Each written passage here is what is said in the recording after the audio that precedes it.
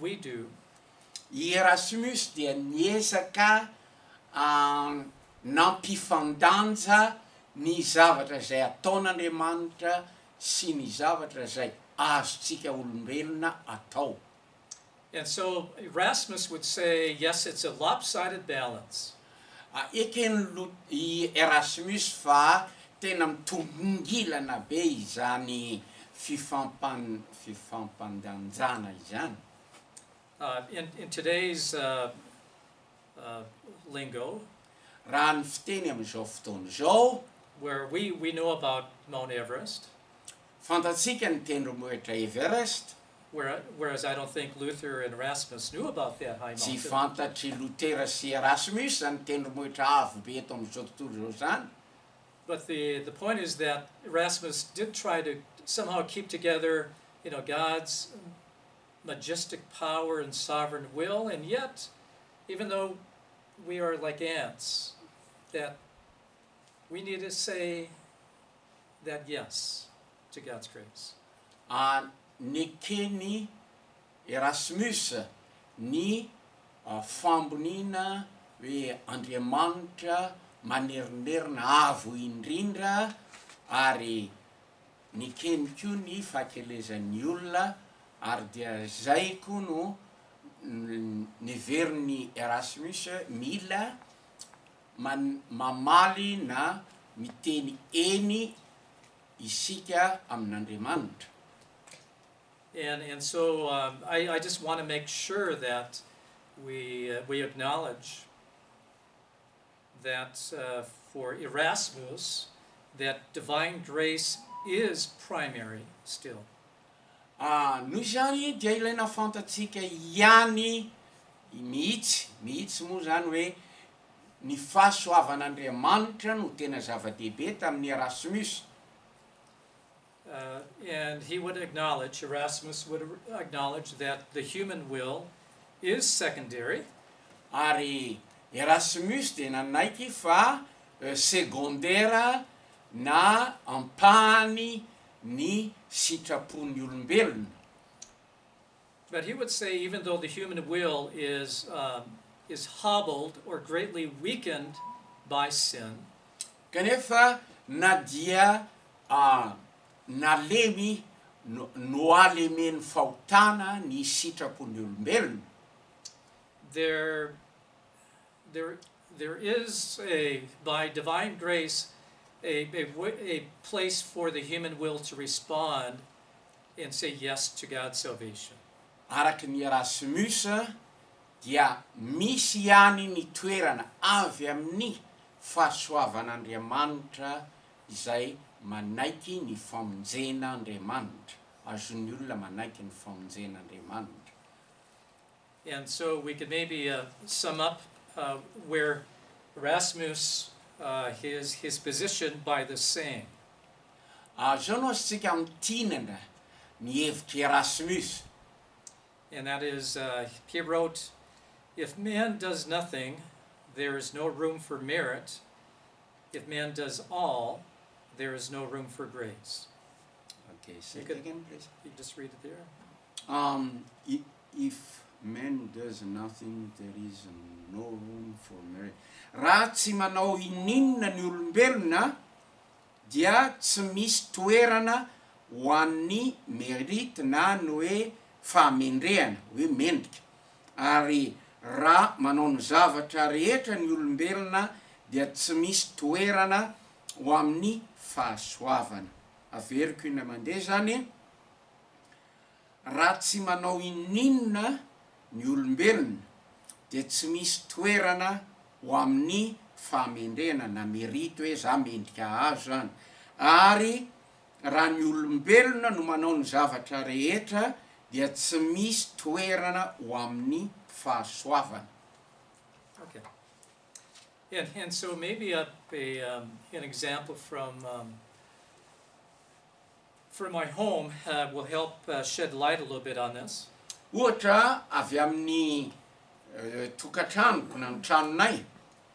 When many years ago, when my oldest son was about 3 or 4 years of age, Telo taona na telo taona sy tapany lay zanako kely. we came home with bags of groceries. Dia tonga tao an-trano zay miaraka amin'ny atody sy ny entana avy any tsena, sakafo. That we had to carry into the house and up some stairs. Ary dia nentinay tao an-trano zany dia nentina niakatra ny totohatra. And my son asked if he could help carry in the groceries. Dia hoy ny zanako lahy hoe afaka manampy ave mitondra ny sobika ny entana misy sakafo. And of course he was too small to carry any groceries by himself. Mazava ho azy fa kely loatra izy ary tsy mahazaky ninona mihitsy. But I picked up a bag of groceries then and carried them, but he put his little hand. Dia kanefa zao nataoko niraisiko ilay sobika na ilay arona ary dia izy koa mba nametraka ny tanany teo amin'ilay arona. He put his little hand on the handle of the grocery bag, and with me we carried up the groceries. Napetany teo amin'ilay fitazonana n'ilay arona ny tanany kely iny dia hoe nitondra nibata ny entany izy. So maybe the mystery of all of this can be encapsulated by that little story. Ngamba tsy tena mazava amin'izay tantara zay ny zava-miafina. And so that is where Luther does have some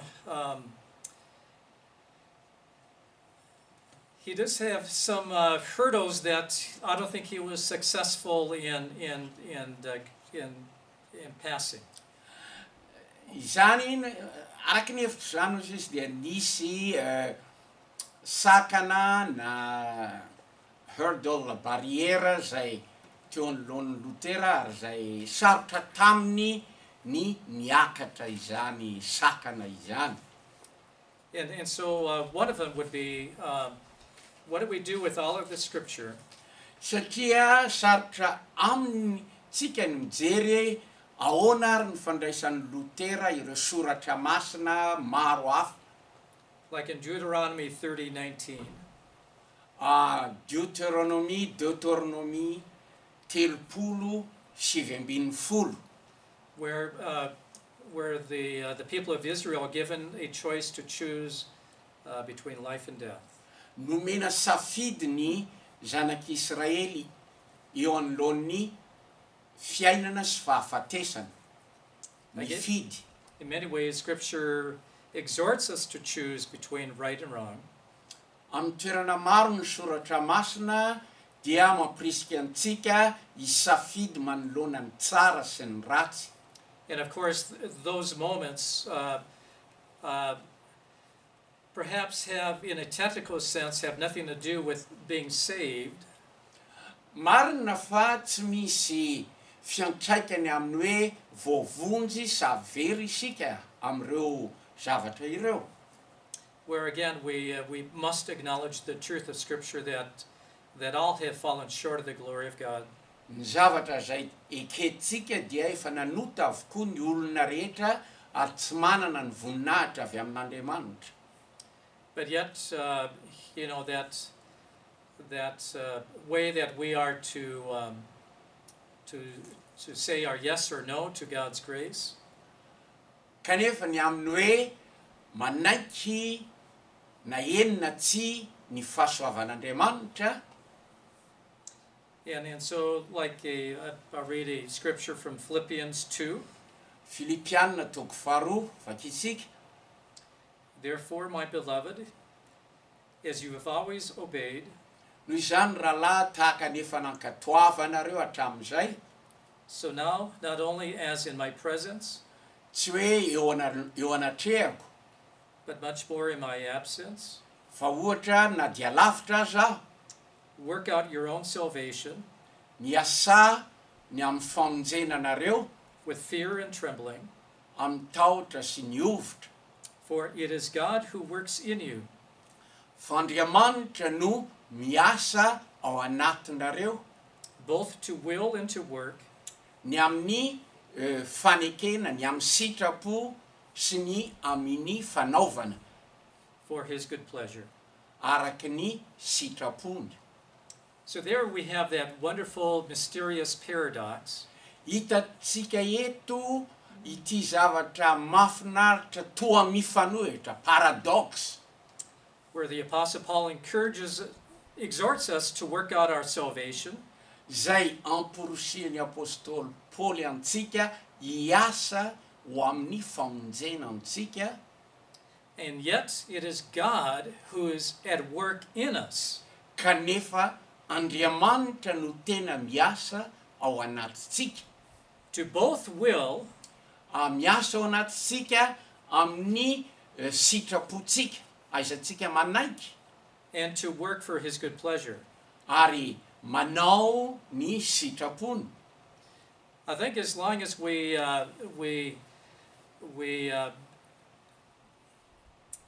base ourselves on this scripture and others, Raha ny marina rehefa mifototra amin'ny soratra masina isika, I think we can just